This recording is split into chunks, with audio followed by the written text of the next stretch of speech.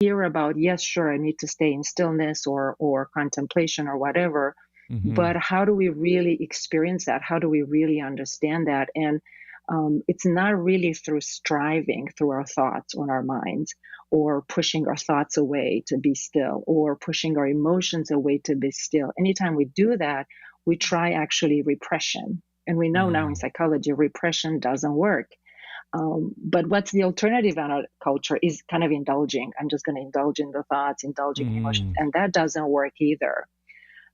But it's not, I would say, our Orthodox Christian tradition is not really, it really has the language already embedded. I'm just thinking of one of my favorite quotes from Philokalia with St. Nicephorus. He said, however you call it, watchfulness, contemplation, awareness is the same thing. It's the same experience. I'm paraphrasing here.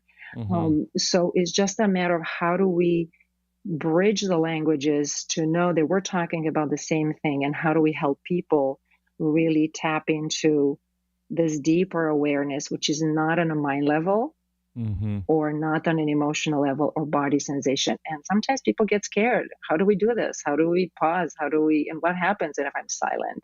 Hmm. So most people just keep going on and on. And that's kind of, as you mentioned at the beginning, we're always so busy.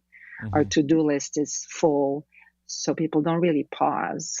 Actually, Interestingly, go ahead.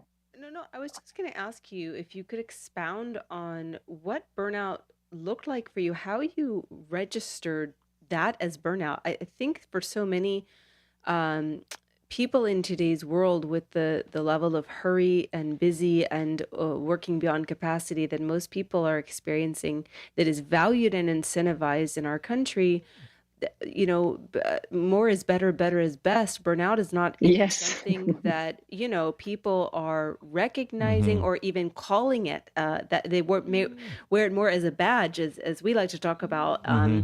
that a badge of busy, right? And so maybe you could Yes. expound for listeners, right, on what that burnout looked like and how you registered it as such.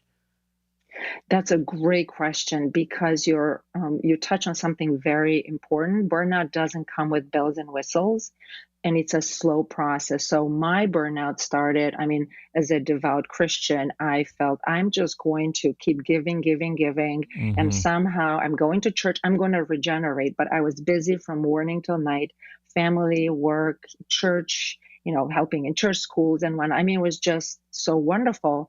And it did come very slowly. And it dawned on me at some point that I mean, looking back now, I realized I was living in my head most of my life. A few decades Hmm. ago, like emotions, what emotions? If you had asked me, are you anxious? No, I'm not. Right. And, but it was a level, I would say, eventually became a level of stress, and it came insidious in terms of losing interest, starting to wonder, is this truly my vocation?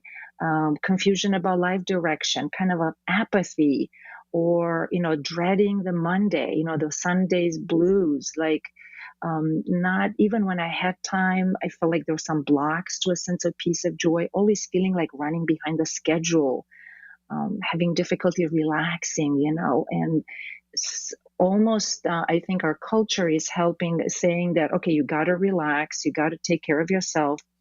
But many times it's done in ways that are perpetuating this because it's lopsided. It could be only just taking care of the body. And then, yes, we can regenerate in the weekend or vacation.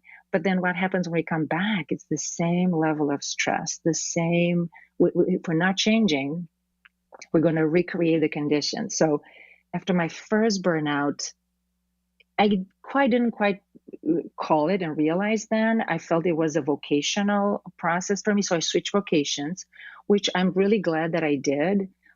So I switched from psychiatry to just the teaching, and that was an exciting experience for me. Mind you, I came back to the psychiatry practice. But by the second burnout, I realized, oh, this is burnout. Because Mm-hmm.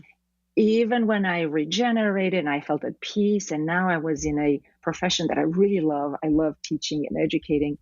Eventually, in years, I had the same habits that brought more activities on my plate. I was more and more busy, and it led to the same effect. So then I recognized it much sooner. So do you think some, for so many, there's this sort of personality differences that we find that are dispositional wiring differences we see amongst people where, some people struggle with the get up and go, with the drive, with the perseverance, with the taking on more and more, and other people it seems to come so naturally.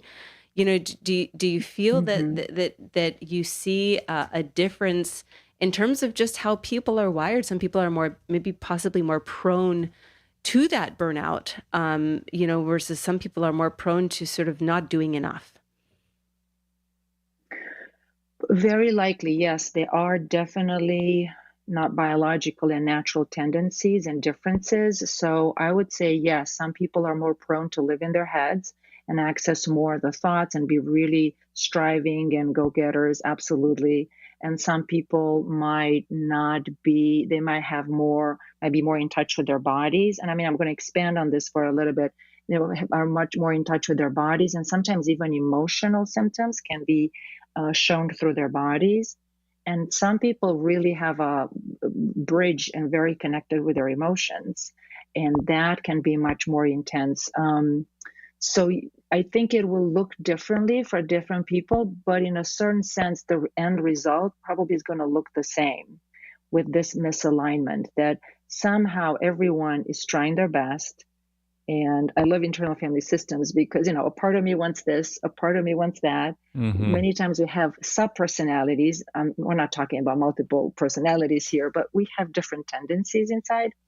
And many times, eventually, there is a feel of kind of caving in, like, this is not working. Whatever methodology, so to speak, I've tried, whatever functions, however I've tried to make it, people come to a point where it's not working. And I think in spiritual traditions, people talk about the dark night of the soul. That could be another way of thinking through this, of this misalignment, and just it saps the energy, it saps the motivation, and it saps the higher purpose and meaning. So, when we sort of find ourselves in this, position, you sort of talk about this integration, tell us what that would look like. If you can give us some sort of a concrete look into what it would look like to sort of integrate, our faith and the tenets of our faith, along with science, psychology, for the heart, the body, the soul, to sort of get back into alignment. I mean, what do you suggest? What does that look like? That's a great question. So I've been on the quest to kind of thinking through this for years now, because most of the answers are many times in mental health world, which is great. I mean, I'm doing therapy myself, and many people do. But is this really just the place for that, or are there other ways to integrate this? So this is what I've been on the journey with spiritual care and training and life coaching. And what I found is there is a way kind of bridging it all together. Meaning this kind of regeneration, we want to do it on a daily basis. I found that one of the biggest blocks that we have culturally is we're working, and then we're waiting for the weekend to regenerate, or whatever that day off is, or days off are, or they might be in vacation. But what happens is that might not actually go exactly how we want. We might be called, something else will arise, or our kids might get sickness, or be, we have to go or move or whatever. Our spouse might be not have the best day. So the day might not go exactly. So that regeneration might not happen. And I was really inspired by, first of all, our tradition, with the 4 prayers throughout the day, the hours, morning, midday, afternoon, and night. And it's not new. I mean, Muslim tradition has it as well, with 5 prayers for the day. So there was a cycle on a spiritual level as well, on not just once a day or when we go to church on Sunday. And I was also very inspired by the research done in psychology by Dr. Tom Skov-Holt. I actually did an interview with him just last Friday on our YouTube, where he talks about 4 phases of renewal. How do we engage in an activity? How do we stay in it? And how do we say goodbye to whatever the event is, that a felt separation he talks about? And how do we regenerate afterwards? So putting it all together for me, and for the listeners, is to think really on a daily basis. How do I start my day? And how do I think not just bodily needs when we go out the door, but how do I spend a moment in quietness in the morning before we hit the ground running? Mm-hmm. How do we connect with our soul? Very interesting. Psychosynthesis, I believe it was Dr. Assagioli who had this quote, or someone else in this field talks about the second waking up. We have our biological waking up, but then can we just pause and just be aware of God, and then take care of also of our emotions? Like, how are my feelings right now? How is my heart doing? Just this simple question that a dear friend asked me, a few decades ago, and it's so impactful because we usually can hear an answer. Oh, I'm sad, or oh, I'm frustrated. So just a quick check-in in the morning, then do something midday, quick check-in on a body level, heart, emotion level, check in. What happens? How am I doing with my emotions? Also, how is my mind doing, and how is my soul? And then again, at the end, kind of separating for the day, and then in the evening. I mean, this is my life work in a certain sense. So I'm delving a lot in our social media. I present this a lot on Facebook and Instagram and YouTube, and I have a program, the Renewal in Action, where I really unpack. But this is the gist. This is the template. How do we do this many times in the day, and not just wait until 10 p.m. where most likely we're going to scroll social media or look on the news. Well, and I think it's so important what you're sharing, Dr. Ioana, is how important that it is to be purposeful about that. Because for many of us, the moment that we get up in the morning, our minds begin to race. There's emails to check. There's, people oftentimes have their cell phones right near their beds. They never kind of put them to sleep. So every time they receive text messages, I mean, they could be on their screens, as we know now, for hours and hours at a time. Not to mention our own self-narrative, the self-story that we're telling ourselves that's constantly playing in our minds. So I think it's so important for our listeners to remember that, a lot of this really requires purposefulness, that if you're simply just depending on a willpower to get up in the morning to do that, it may not, it's just not going to work. You'll start out good, but you won't end well. And I think it's really, maybe you could speak a little bit to this, but I just think it's important for us to realize that we have to really kind of have some non-negotiables in our everyday life, where it's like, I need to, before I do anything else, because I know what happens when I don't do this, is spend some time with God. Spend some time just simply at peace. One of the things I do oftentimes is the moment that I get up in the morning, I immediately put on some Christian music, and it just kind of gets me in the right frame of mind. So I'm listening to this Christian music as I'm sometimes it's Byzantine music, sometimes just popular Christian music, but it just kind of gets me in that right mindset, if you will. And then you do the pray, you do your morning prayers. But just encourage our listeners to definitely do that. Before we get your input on that, Dr. Ioana, I definitely would like to invite our listeners to once again call in if you would like to ask Dr. Ioana a question. We'd love to hear from you at 1-855-237-2346. That's 1-855-237-2346. You can also email us a question at ask@ancientfaith.com. That's ask@ancientfaith.com. We do have some questions that have come in, and so we're going to get to those in a few moments. But Dr. Ioana, I love how practical you are. That's one thing that Roxanne and I really love to be, is very practical with our listeners and the people that God has kind of put across our path. But I do think it's, I think just speak to us about the importance of just purposefulness. That's a great question. Can you still hear me? Yes. One of the interesting things, the way our mind works and our psyche in general, is that we are very easily influenced by our environment, and vice versa. We can impact our environment, but by the environment also, it can be impacting us.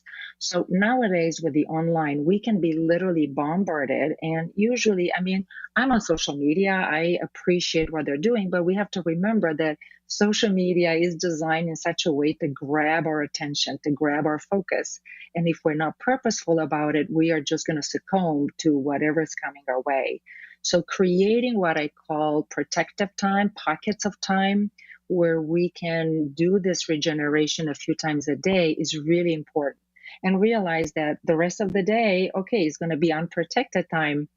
And actually, this concept was not mine. I read it in a very cool book, Time Management from Inside Out, Julie Morgenstein. But what I'm fascinated, I'm reading a very interesting book right now. It's called Design for Behavioral Change. And it's true, our habits are, once we're ingrained, they are very helpful and easy because we become so efficient by having a habit. Now, in order to create the habits, and many times the habits are linked to environmental cues. So it's very important when we want to create those boundaries, let's say in the morning, like you were sharing, Father Nick, which I think is so wonderful, to be purposeful about it and create the cues in the environment to support us. So, for example, just putting that phone off, put that, what is called when we just put it off for whatever time, right? And obviously, if there's an emergency call you might be expecting, you can put that phone, you can allow it to come through.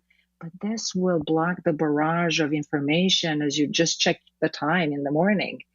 And bringing different cues like music, or have it handy, your icons, or whatever really inspires you to help. And I would say it will be the same at lunchtime. And one of the most interesting things from science is that the smell is one of the most powerful senses that we can use. And also, obviously, the music, it's so amazing. It just shifts our mood very quickly. So using music, using some smell like an incense or an oil that is really can grab us right back into the sacred space. And I have a holy oil that I use. Those kind of cues can get us really quickly into this. For me, for example, is music, the same as you. So I know I have my playlist and just start going. I mean, it's so powerful, the notion of these regenerations, multiple times throughout the day. And I agree so much that, we need it daily. We need mini breaks all throughout the day rather than the one big vacation at the end of the year. Because sometimes by the time we arrive at it, we're so exhausted we don't even enjoy it until the last day before we feel rejuvenated and it's over. But sometimes even when I'm asking someone the question in the first 5 minutes of a session, how are you doing today? And the person could have just been at work and they comment just that question, the tears flow. It's as if they've been feeling that, but isn't until the question is asked that it comes into their awareness, into a space where they're able to label it, identify it, and express it. And, you imagine that someone's walking around that, doing their job as a physician, as a nurse, as an administrative assistant, whatever it is you're doing, or student, you're walking around with that complexity and depth of experience and trying to do your job, right? I mean, it's really difficult. And this is the human experience. I mean, this is true for the vast majority of us who we're not aware of what we're carrying and how that it has implications for our life. But Dr. Iona, maybe you could talk from your experience a little bit about, perhaps what our Orthodox theology, can add and contribute to this sort of larger conversation about what we're experiencing with burnout. I really appreciate this. There's a sense of, being in both worlds. I don't know how it is for you, Dr. Roxanne, but when I'm doing my trainings in mental health, people ask me, well, how are you still Christian and going to church? And then I go sometimes into the church environment and like, oh, psychology, science, I'm not sure about that. So it's very interesting to see the switch sometimes. But for me, it has to do, science and psychology ultimately for me, and I'm not the only one experiencing this, they really answer the question, how? How is this happening? We have in science and psychology, we have facts. And on top of that, we make theories, kind of that, but they're not really facts. And this is where people sometimes get confused that the theories in science and psychology are just theories. They're not necessarily facts. But then really theology goes to answer why. And what I like about Orthodox theology, and I keep coming back and back to it, is the sense there's several points that really shine through in my training. And I would say my favorite class was dogmatics, which Mm-hmm. just the name was like, I wasn't sure about what's going to be in this class, but it was the most profound and beautiful class. It's all about the nature of God, the nature of the Trinity, the nature of Christ, and the nature of us as human beings. And it's been my favorite topic. But this sense is that our soul, that we are born for eternity. I think people need to hear that. There is so much Mm. distress in the world that we're actually born for eternity. This is a phase, this is a passage, but this is not the end. And that to me brings hope. Right. And the other piece, I've been studying a lot about the nature of Christ, because in the mental health, many people think of different prophets and they equate Christ to the prophet. And I'm always reminded that Christ, actually, by being God and man, is the only human being, as far as we know, and other religions know, that he actually had this claim that he's God and human, that he actually Mm-hmm. died and resurrected. So, which Mm-hmm. points exactly to this idea that we are born for eternity. Mm. And the other piece to it is that we are this hinge between, this is St. Gregory of Nyssa, I'm kind of paraphrasing his ideas, but that we are this hinge between the spiritual world and the three-dimensional world, the world that we live in. And we are the only one accessing, through our will, through our awareness, the material world. Sometimes people think of miracles. Miracles are great, the ones that we usually people talk, but what about the miracle of moving? I mean, I have a thought right now to just touch my left ear, and here I go. I touch my Mm-hmm. left ear, right? That in Mm-hmm. itself, it's a wonderful piece that it's missed sometimes in some other types of Christianity, or even in our in other non-faith or other faith traditions. And the last two pieces, and I could go on and on, but I don't want to Mm-hmm. leave some space for conversation, is this idea of theosis, the process of moving through a process of purification, kind of, dealing with our earthly vessels and doing some sort of process of transformation towards illumination and union with God, and how the Trinity works. And I don't Mm-hmm. know if Dr. Mm. Are you there? Uh-oh.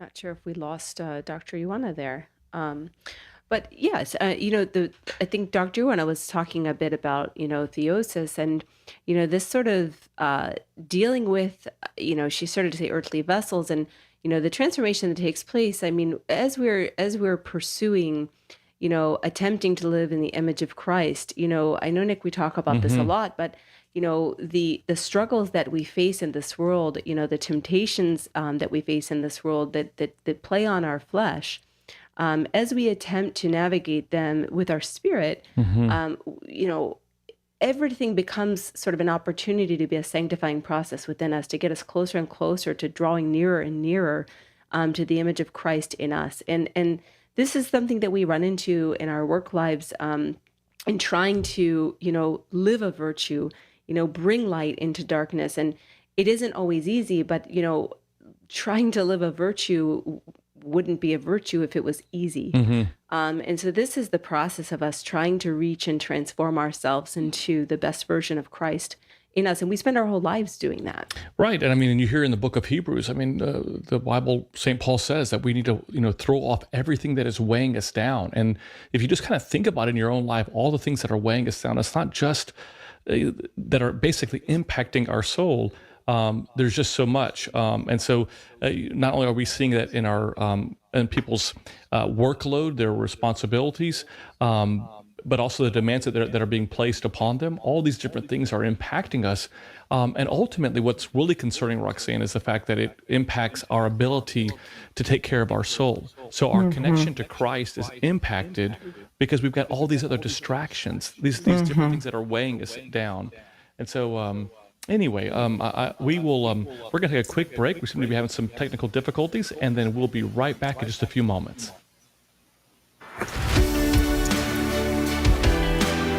Live with the Louhs with Father Nick and Dr. Roxanne will be back in a moment. Give them a call at 855-237-2346. That's 855-AF-RADIO. They would love to hear from you.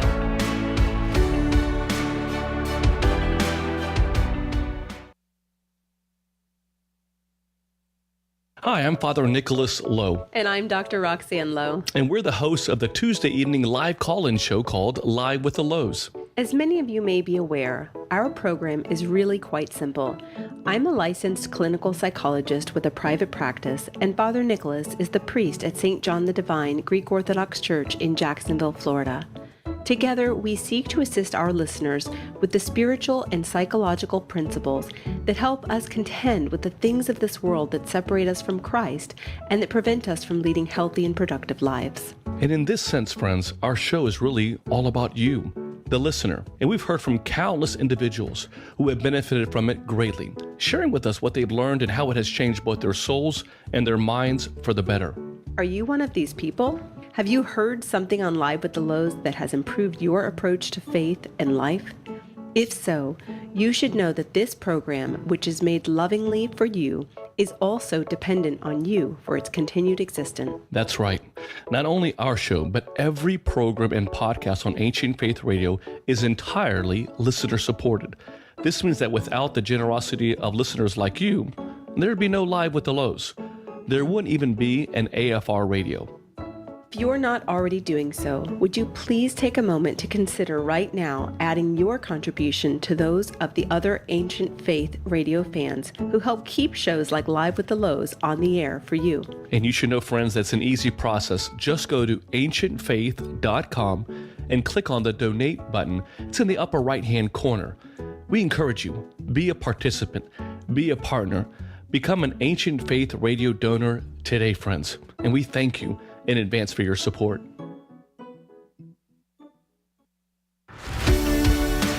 We're back with Live with the Louhs and Father Nick and Dr. Roxanne.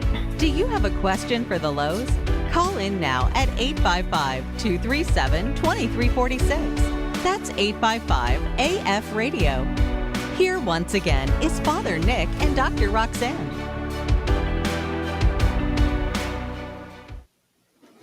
And welcome back to Live with the Louhs. We're so grateful that you're back with us. We were having some technical difficulties. We want to see if Dr. Iona Popa is back on. Is she with us? Yes, I'm here. Okay, Oh, great. great. Thank you. I'm so glad we had some technical difficulties this evening, and it allowed us really an opportunity to kind of take a little bit of a break and then just kind of come back. But as we've been talking about caring for our souls and taking that necessary break for our own lives. But Dr. Iona, you were speaking earlier, just maybe you can kind of expand on this, but I also wanted, in the time that we have, I really want to also have you speak about how you and your husband have co-founded Team for the Soul. And I'd love for you to talk about what exactly is this, because and why you integrate both psychology, science, and our Orthodox Christian faith in guiding and supporting others in their day-to-day lives. Let's talk about why Team for the Soul is so important to you.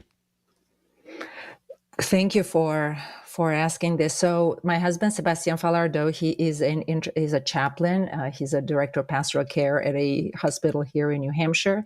And together we just had this love of helping and guiding people and bringing this integration, this help. He is working mainly with grief because he's done as a chaplain. He's been helping and supporting people with grief for years and years. And we've co-founded Team for the Soul about, 2019 at the beginning. And we really want to help compassionate professionals and caregivers to really find a way to regenerate daily, prevent burnout, complete grief, and transform toward higher potential. And we do that. We felt we wanted to have a family ministry. And since we both are, familiar with the medical field, myself as a physician, Sebastian works in a hospital all the time. We also love psychology, has been trained as well in psychosynthesis and internal family system, and also chaplaincy, the spiritual care, that there is a path to integrate and help people with the past if it needs through working through grief, moving towards presence on a daily basis, how to be that eye of the storm and really connect with their emotions and thoughts and the body. And as well, bringing all the beautiful nuggets from the ancient Christian faith, which we just love. And we do this we have different programs, workshops, and we have life coaching and spiritual care, either one-to-one or groups. But we also, I love to do programs online, courses online. I love educating and teaching. And we just developed a membership program for Christians to really help towards the psychological and spiritual growth, because we've both are committed. We just really want to have a family mission in a certain sense and provide, and we can join forces this way. And it's been so beautiful and rewarding. And of course, when COVID hit, we realized that because of the social and physical isolation, this is where we really realized we needed to be online, because that was the only way to reach people. So it's such this a is what powerful we started ministry. developing. Yeah, it's such a powerful ministry, and I think we're so excited about establishing a relationship with you, and obviously with Sebastian, with the chaplain Sebastian, and look forward to kind of working with you guys in the future. I do want to invite our listeners once again, if you'd like to talk to Dr. Ioana, you have a question for her, please feel free to call in at 1-855-237-2346, and you can also email us a question at ask@ancientfaith.com. That's ask@ancientfaith.com. Dr. Ioana, we had this email question come in earlier today, and it says this: my question is for Dr. Ioana. How do you deal with difficult people in the workplace and not get defensive or combative? I have an extremely hostile workplace at times, and while I say the Jesus prayer and other prayers, some days I just feel like shouting. Dr. Ioana, you want to respond? Yeah, and I want to say you're not alone. I mean, it's tricky, how to navigate these situations and kind of hold the peace. I would say, there's several layers. On one hand, it's really important to realize that to look for healthy boundaries at work. In other words, if something is a coworker or whatever that person is that could be so triggering, or is really not holding correct boundaries, that needs to be addressed. And most places have a way to do this through HR. And obviously talking with trusted mentors, supervisors, this is important. The other piece has to do also, let's say we can change the external conditions, right? The work conditions, this is great, but sometimes we cannot, and we have to stay in the work job. Exactly. I would say it has to be with a sense of awareness and a sense of presence. In other words, ultimately, no one can take away our power. And in staying grounded. And the reason we get triggered is not because of something defective with us, is because we're conditioned in a certain way because of our past experiences, and we have emotional triggers.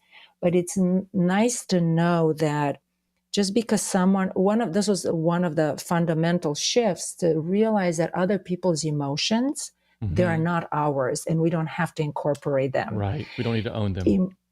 Right. And emotions are like energies. Literally, even children have them, animals have them, and they're contagious. Get a bunch of infants, and one infant starts crying, everyone starts crying. So we absorb them spontaneously very quickly. But I think part of sanctifying ourselves and sanctifying our emotions and our heart is to realize we don't have to take them in, and kind of asking, whose energy is this? This is not mine. And allow it. I had experiences with someone who was very angry very often, almost imagining that energy coming through me. Another way to think about this is in the preparation, in the 4 phases that I teach in the Renewal in Action, I teach how to, and this is not my idea, I'm collectively putting it together, but this idea of preparing for giving in the morning, as a Christian, putting the armor of Christ. Imagine, or a sphere of light around you, that we don't have to allow other people's problems or energies to come in, especially when they're not ours, or we don't have to take care of them. Maybe a therapist or a psychologist or psychiatrist, we need to deal with other people's emotions in a different way. But at the workplace, just because someone is angry, or it might be passive aggressive or whatever, we don't actually have to take it in and start finding faults. Yeah. Dr. Ioana, we're just curious, sort of in the last, I know we're sort of getting, the show's gone so quickly, getting sort of to the last 10 minutes or so of the show. How would you say one would care for their soul, sort of on a daily basis, integrating, our faith, psychological principles and science? What do you recommend? Yeah, like some key things that we can really apply tomorrow. I would say caring for the soul, this might sound surprising, is not a process of striving or a process of addition. It's a process of subtraction, almost like removing the veils, like Christ talks in the Bible. So by giving, and I think of the earthly vessels, not just the body. I think also our psychological makeup, in a certain sense, is a vessel, our thoughts and our emotions. So giving the Caesar what is due to Caesar, taking care, in other words, taking care of the body as it needs, natural needs that it has, taking care of the emotions, the natural needs that emotions might have, to be seen, to be loved, to be appreciated, to love, and taking care of also our mind, not having it on 100% all the time. So as we take care of those needs throughout the day, in small bits of small episodes, so to speak, then we can allow to tap into this awareness, because ultimately regeneration, it comes from God. The regeneration is that living waters that Christ talks about with the Samaritan woman. And we can access that once we pass the clouds of our thoughts and our emotions, and we actually take care of them, but in a way, not indulging, but not suppressing. I don't know if this makes sense, but Yeah, absolutely. Yeah, and it's interesting, I look at our role as sort of the space that kind of creates the condition for God's grace to sort of abound within us. I mean, we, through our free will, really can immobilize the work of the Holy Spirit, what he's yearning to do within us. I mean, think about, he's given us sort of God gave us the ability to think our ways into some pretty dismal, dark, angry experiences that fuel, really our rebellious sides, our angry sides, our fleshly nature, or we have the power to sort of catch and realize that we're going in those paths and choose not to go down the rabbit hole. So we play such a role in that process, and I look at our constant awareness, our discernment is really that notion of knowing, am I creating the condition for grace to abound within me? Am I creating the condition for the Holy Spirit to work within me? Because he's yearning to, and the regeneration comes from him, but we can certainly block it. We can certainly create the obstacle. Well, that's 100% agree.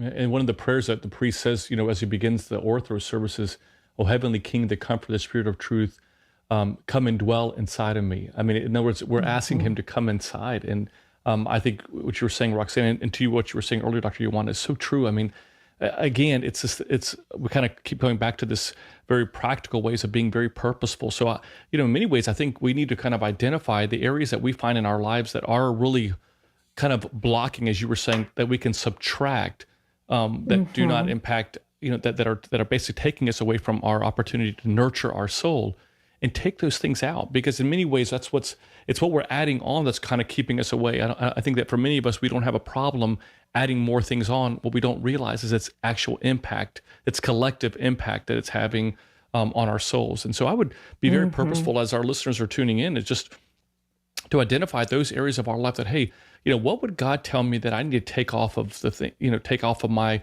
list? What is one or two things that I need to take off? And what would he tell me to start adding on? And be very specific with that.